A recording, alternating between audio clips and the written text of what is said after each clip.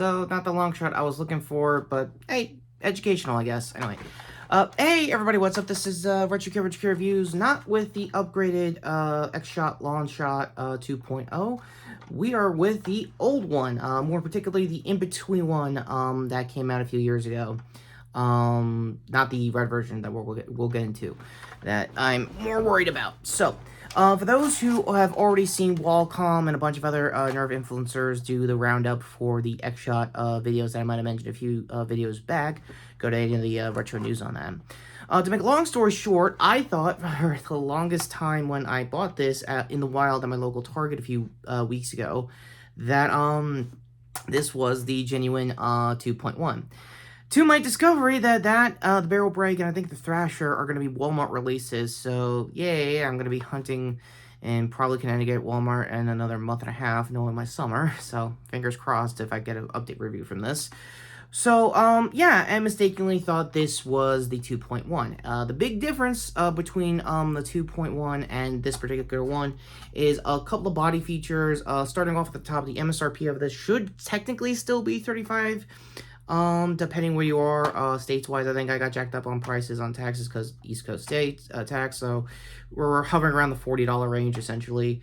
But yeah, big differences with the 2.1 versus this particular copy. Take a shot every time I'm going to be saying 2.1 throughout this review. Sorry in advance. Is that it has the cheek weld. It has a probably better, yet I'm going to be honest, it's going to be hard to top as far as how firm this stock extender is for the pole pod. Much like all versions of the blaster, they do keep essentially the main mag feature, which was obviously at the time be full length and half length compatible with an AK mag release you see right here. The big controversial thing about this blaster, or at least the red version when it was new, so hard to not do this on cam, is a couple things. This particular plunger, if you can see here from the full profile, is that essentially it had the tendency to crack in the red version when that was out 3 years ago. So that's what everyone in the hobby was going full drop-in kit, more so than usual, mainly because of the key feature that this still has in all versions of the blaster, even the 2.0, like I said about those shots, slam fire. Now, another thing I noticed before, this is my second take of this review, by the way, is your barrel placement. Now, this is the stock faux P-car that they have. Now, I say faux is because this faux collet trying to be a muzzle another thing about the 2.0 that I was really excited about that I thought I was finally going to get here for the channel. B-cars! Guess what? This isn't a B-car. There is a bit of some P-car in the original rifling of the blaster, but you can tell from the front end they needed space for full lengths because this is still fully compatible, much like the original blaster. So, main reason I also finally got motivated to get one of these is the Nerve channel Real Nerve Operator. No, nothing to be creepy with a certain Real Nerve Red Hood around here. Just saying. My voice hood aside with that character, it is nice to see somebody in the hobby do essentially drills like most like airsoft channels tends to do. I think most of his blasters he's been running was I believe a lightning I think a worker lightning kit as his backup pistol and Seagull for the longest time. Since I've been seeing his shorts float around not just on YouTube here on this platform, but also on Instagram and I think on his TikTok as well. Another reason why this particular blaster has something in common with him, he's trying to run current content drills with this version of the blaster. For the longest time, I've heard it go by different names. I believe there was an early review when this came out last year, when it was called like the Sinister as far as like the name of the skin here. So go to that review. That's still on the listings wherever you buy it on Target, essentially. So I'm just gonna go ahead for my version of this review and just call it 1.1 because it's cleaner and makes the most sense before going into the 2.1, which I hopefully get by hopefully the end of this year, knowing my luck as far as blaster releases go here for the channel. But that also means the good news is that this does take stock of P-cars from previous Dart Zone and Zuru blasters. They're probably planning, obviously this might be compatible with the 2.1's B-car, so again, take a shot at that.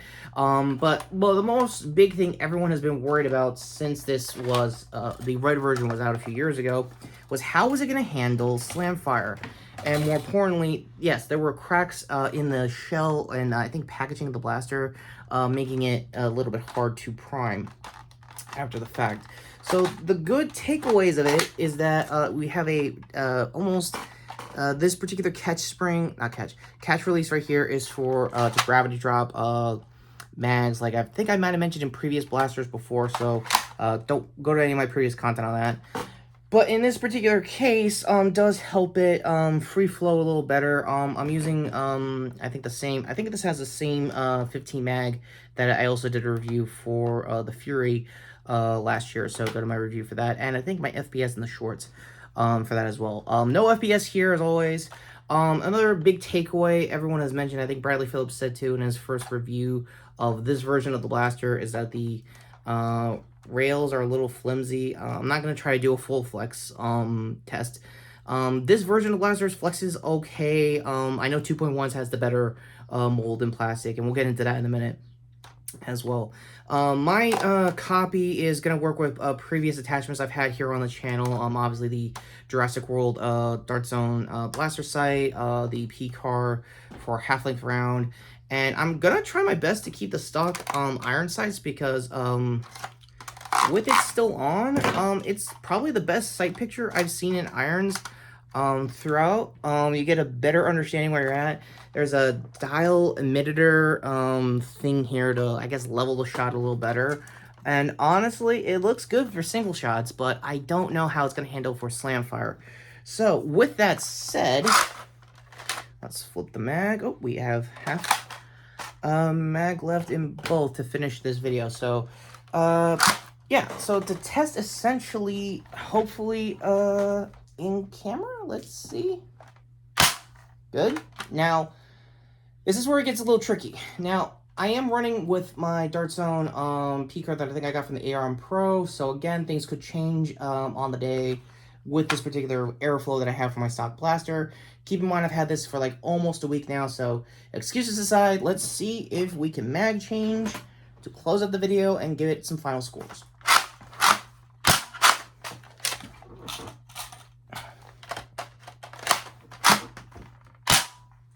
And thankfully, as far as this P-Car goes, no double feed. In my original take, when I was trying this with the full lengths, it was doing some drips. My version of basically, catching short in and caught itself in the P-Car, essentially down to the barrel.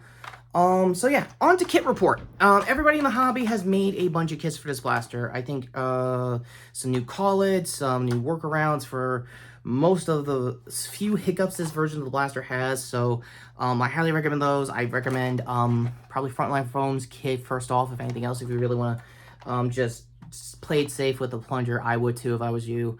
It might be the long list of my kits I'm going to be needing for this platform with the blaster.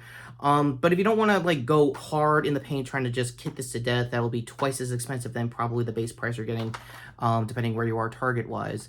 Yeah, ultimately, this is still a decent blaster, and the hobby has found ways to basically revitalize this thing on the day instead of just like right from the jump or years later in most older blasters cases. So you can't knock it against it. I will say is the iron sights is, for my vision, the best sight picture I probably will ever get for a blaster like this.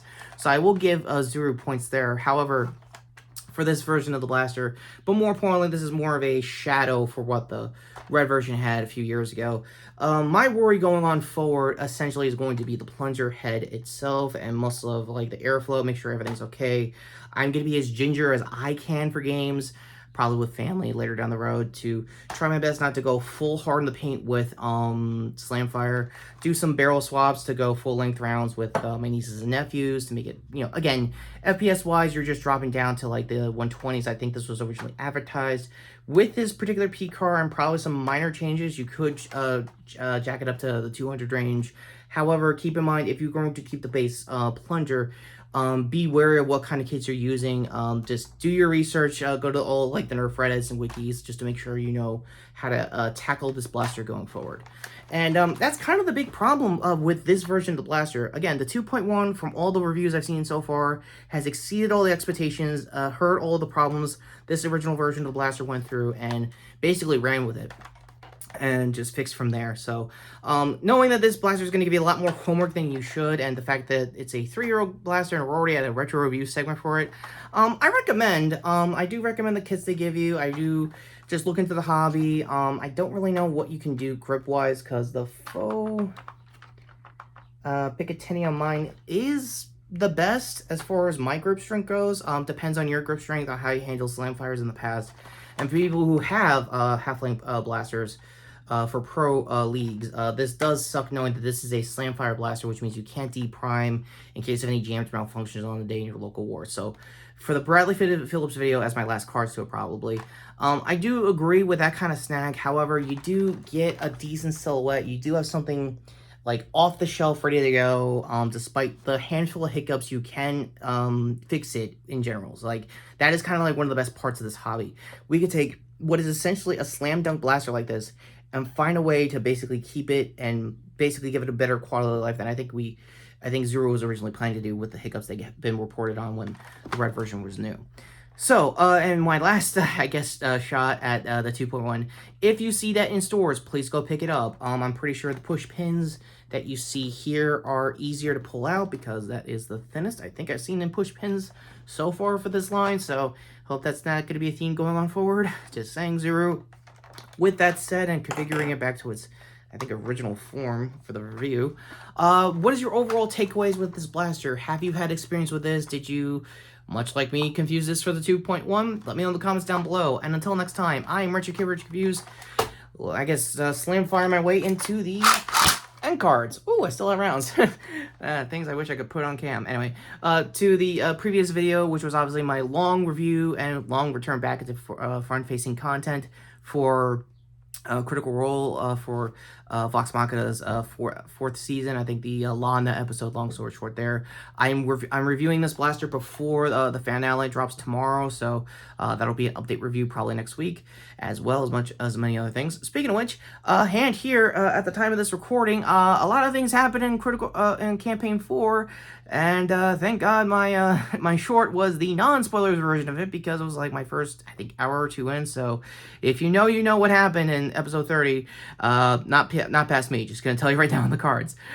Shirt here and Longshot. To sub the channel, hit the notification bell down below in case I do an update review / FPS for I'm gonna be honest here, gonna be the half-length version of the blaster, which most of the hobby is gonna be using, unless you really want to see like the 100s and 190s, 120s. You're going to be probably getting out of the base full lengths. I'm going to take a wild guess and say high 100s, low 90s, which again makes sense to drop that kind of FPS.